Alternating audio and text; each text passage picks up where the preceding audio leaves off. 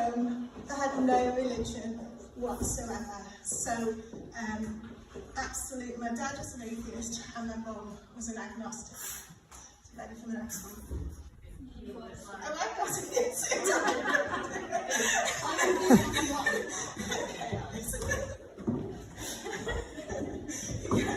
Yeah, so my dad had grown up in a very strict Roman Catholic background. His mother was a devout Catholic, but when he grew up, he just decided he didn't think that God existed.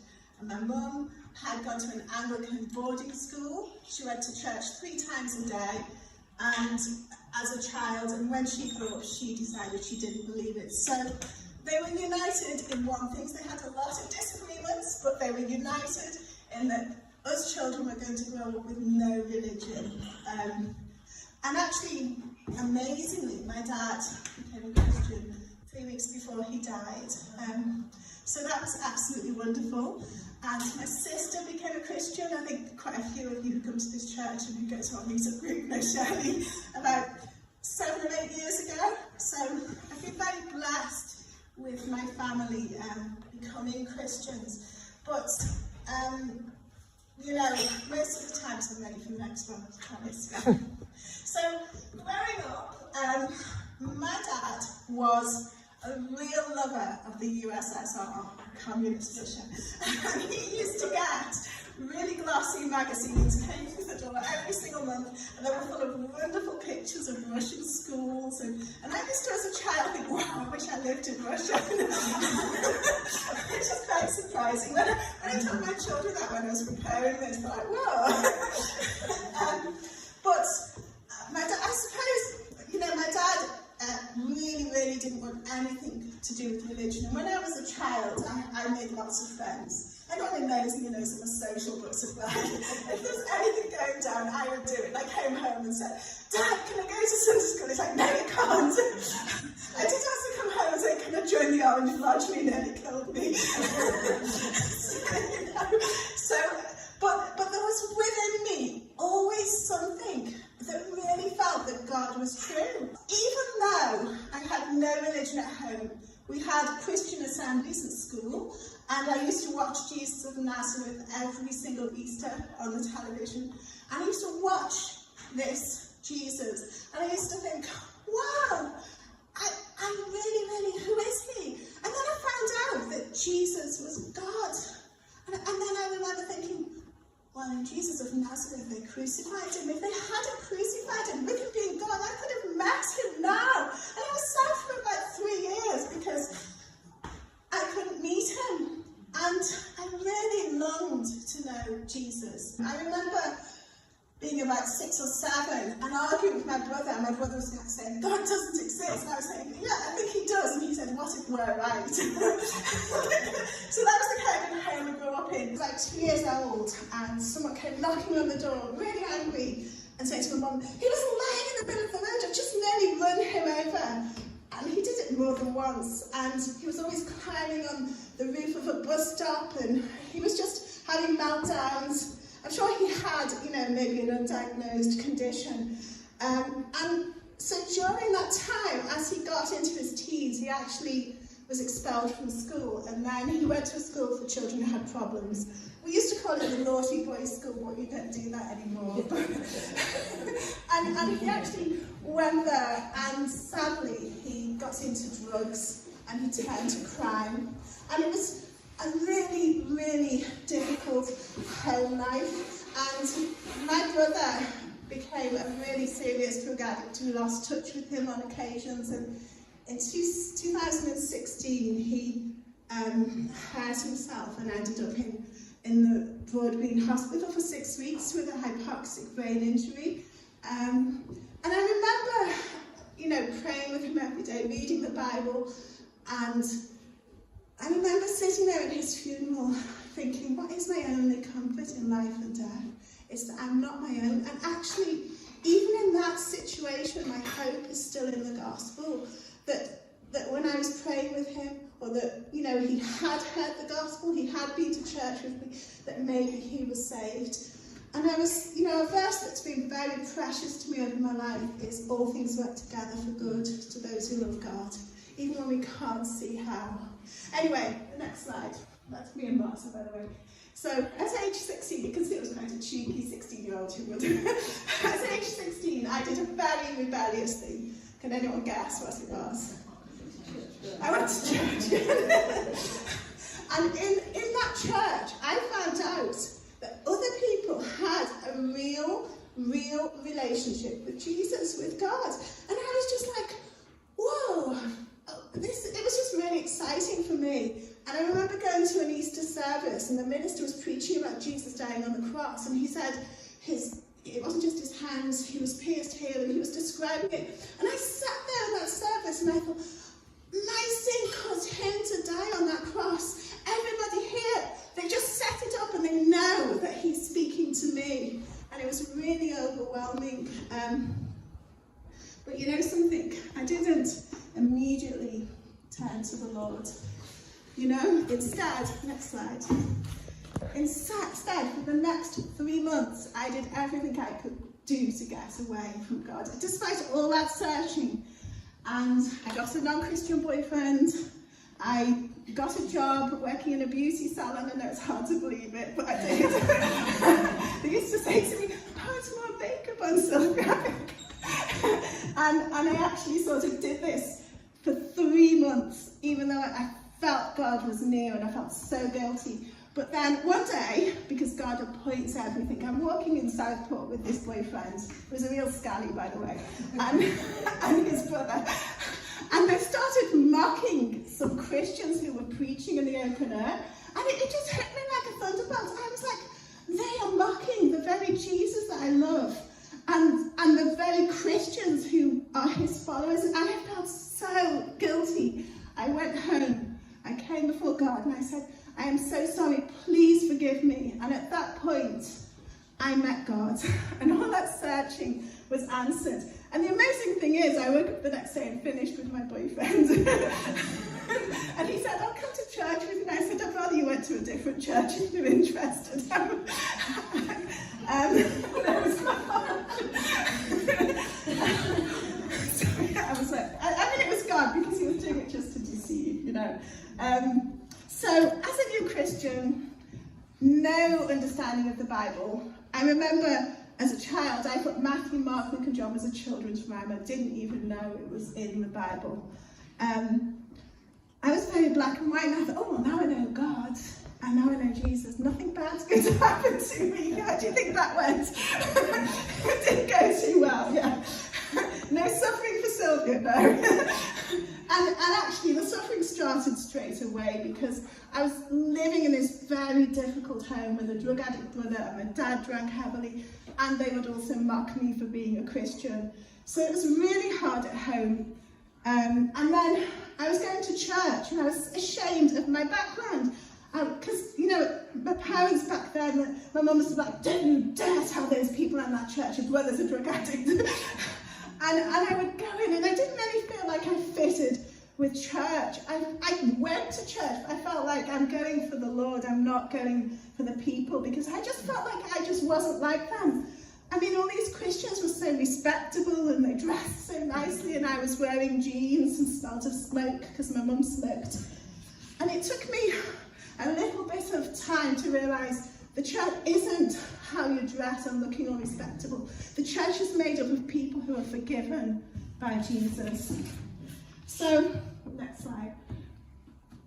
So after 2 years, at age 18, I met my, oh yeah, move on. I always do this, I do a talk. Yeah, that's me and my late husband. I met John at age 18. Now, he was already a church officer, and I was 18. And I was like, oh, you know, what am I going to do when he finds out my brother's a drug addict? And I remember, he's going to reject me. Anyway, he brought me home one day, and my mum came out and said, Martin's been arrested. John, will you take us to the police station? Well, I was mortified. But actually, he was like, John was amazing. He just took us, he supported us all, he prayed with us, you know, and really he was a wonderful man. And my mum said to me, just before she died in 2015, she wasn't a Christian, but she said, I don't know how you did it, Sylvia, but you found a good man. so, which was amazing really. And, you know, we were married when I was just 19, and just a funny story, but it gives a picture of my life. So after about a year, John said to me, Sylvia, why do you always take your handbag to the toilet? And I said, well, and it's because I hadn't even realised every time I put my handbag down, Martin used to steal anything in it. I just did it automatically. So, I mean, it's not really funny, but you've got to see it. Anyway, moving on. So I was so scared to tell, I'm still scared to tell this story, you know. I'm like, oh, they're all going to hate me. So moving on. So we were blessed with 2 children very quickly, because at the time I was 19 and John was 29. I was like, he's so old. Let's have children very quickly. I mean, obviously I realise he wasn't now, but you know, at the time in my 18-year-old brain. So we had Ben, and then I think it was like 6 months later I got pregnant with Naomi. And when she was born, John literally, I had her, and then he went back to work, and I was like, and she just screamed all the time. And every time I was breastfeeding her, and she just was projecting this, like, sick all the time. I ended up feeding her like every hour, day and night. And after 12 weeks, I was like literally in a terrible state. And John said, she's got to go in a bottle. I'm going to do night feeds. You're getting some sleep, because that's the kind of man he was. Although he might have had a dead wife if he hadn't. And I developed quite severe postnatal depression because of that. I was very young, and you know, and that lasted for 2 years. I didn't even know I had postnatal depression. I was too young to realise what was going on. It was only really later that I realised, you know, what it was. And then I was just coming out of that when little Naomi, isn't she gorgeous? So Naomi went yellow, and I took her to the doctor, and the doctor said, we better do a blood test. And the same day they phoned up and they said, get her to the hospital. And they met us on the ward and they said, she hasn't got leukemia. And the word leukemia hit me like a thunderbolt. And you know, that idea I had that bad things don't happen to Christians. Well, after that week, she had loads of tests. She had a bone marrow test. She screamed. Amazingly, she didn't have leukemia. She had a virus that had made her white blood cells go down to about 5. But I learned a lesson then. I learned that bad things can happen to Christians, but that it's not about the bad things, it's the Lord is with us in it. So the next slide. So then Alex is born. Here's Alex here. There's Alex here. So Alex was, well, he was born with weeping eczema. He never slept. He, well, by the time he was 2 years, he would put his Thomases in like whole lines, or he'd pile the toys on your knee and move them. And I think by the time Alex was 3, we were like, the language isn't coming. I'd better go to the doctor. So I went to the GP, and I was still really reluctant. So I said, I think he might have a bit of a language problem, or very low key. And the doctor picked up a pen and said to Alex, you know, what's this? And he just looked like, what's she talking about? And they referred Alex, and he was diagnosed with classic autism like 9 months later. And by that time, he was screaming. He couldn't get into church, screaming all night. The only way we got any peace was we used to play Thomas the Tank Engine. And when it stopped, he'd wake up and scream again. We had to put it on again. And it was a really, really difficult time. It was like a bereavement. You know, for me at the time, I was like, oh, these meltdowns, what's going to happen? Is he going to end up in an institution? How are we going to cope? I think that the darkest moment, well, at the time, was he loved blue and he loved Thomas. And he insisted on wearing a balaclava, a blue all-in-one suit of blue wellies. And we went to an ice cream shop, and he asked for a blue ice cream. And when he went in, they said, can we have a blue ice cream? Thinking if we don't get blue ice cream, we have a meltdown. They looked at me like I was crazy and I didn't know what we were doing. But amazingly, I felt like God wasn't answering my prayer. It was so dark. I was like, he's just not answering my prayer, but he has answered my prayer. Here he is now. And Alex has been a public speaker. We've gone all over the UK, even to Stornoway, and And actually, you've spoken about autism, and he's published a book, and now, I mean, just amazing answers to prayer. So sometimes, even when we don't feel like God is hearing our prayers, he is, you know. That's what I learned. Now, so then, a couple of years later, about 4 years later, Alice and Esther were born. Have you not got the slide? Yeah, just They were. Not twins. You're not twins. They were born 3 years apart. And so when Alice was about 3, I think, John was diagnosed with diabetes when Esther was a baby. And then when Alice, I think, was about 3 or 4, because it's all a bit blurry to me now, John started having 12 angina attacks a day, and he was under broad gleam, and they were going to arrange an angiogram to see what was going on. But I just knew, because they were going over that 5 minutes, and he was like, you're not calling an ambulance, because we've gone a few times. And by the time he got there, it had passed off, and they couldn't find anything. But I just knew that it was really serious, and I went to bed each night thinking, he's going to die. And I got so stressed about it, until I reached a point where I was like, actually, I just have to give him to God. I can't do anything else. So I prayed. We're on the previous slide, I think, by the way. But I prayed that the Lord would just help us. I gave him to the Lord, gave us as a family to the Lord. And do you know what happened? John had a cardiac arrest in the middle of his angioplasty.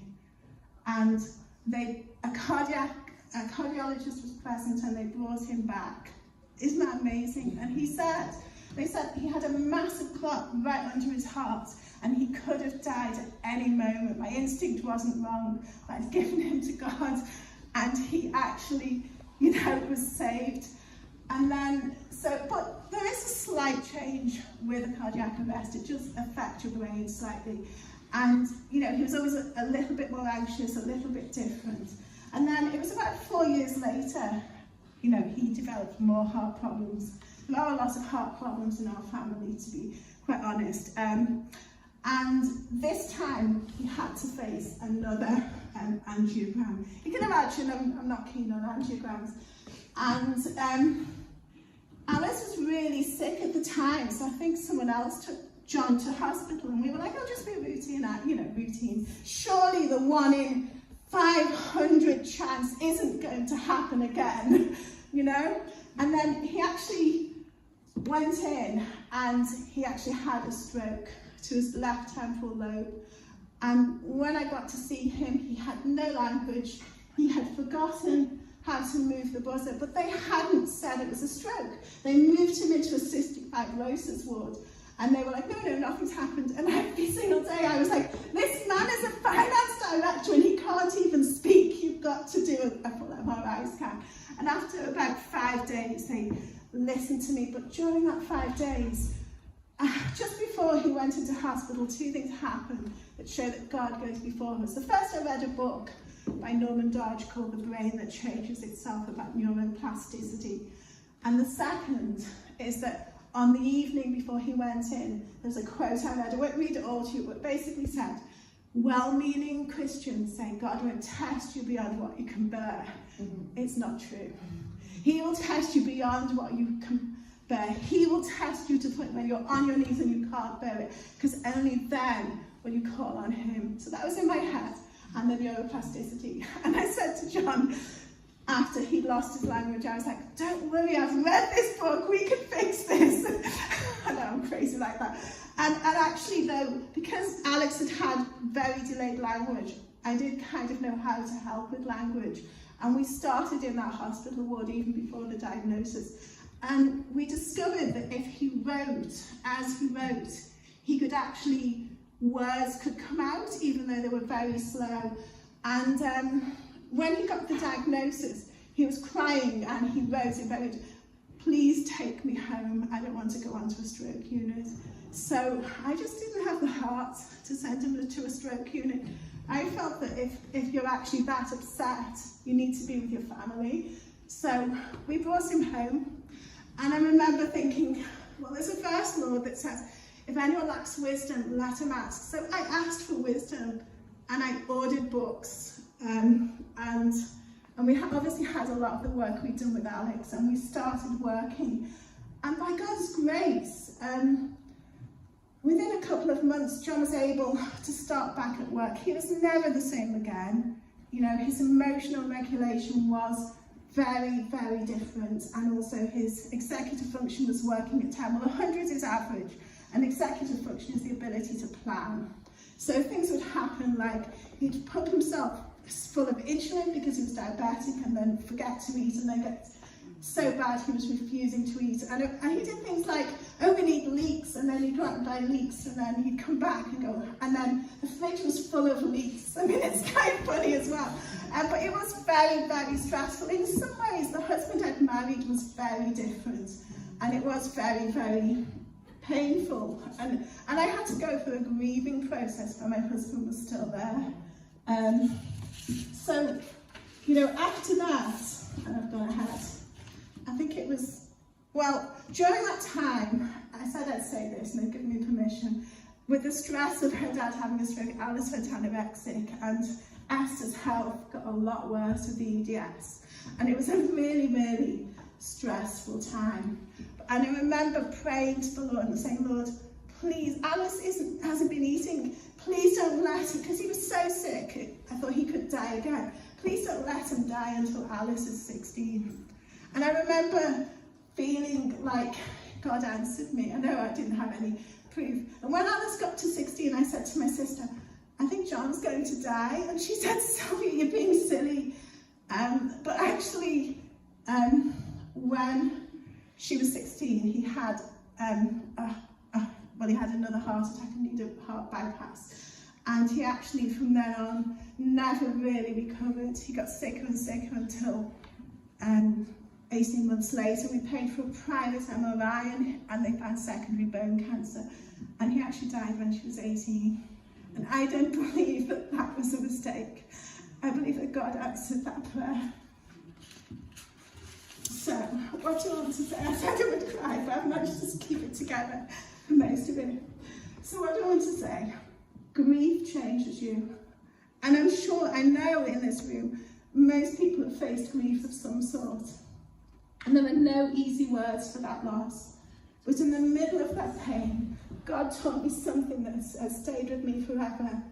I mean, after John died, I used to listen to these Celtic songs, and one of them was that nothing disturbs you, nothing can frighten you, all things are passing, God never changes. And everything is temporary. Health is temporary, security is temporary. Even the people we love most are often only with us for a time. But God does not change. He was the same God when I was a child, the same God when I first came to faith, and the same God through every trial, every fear, every loss. And he is still the same today.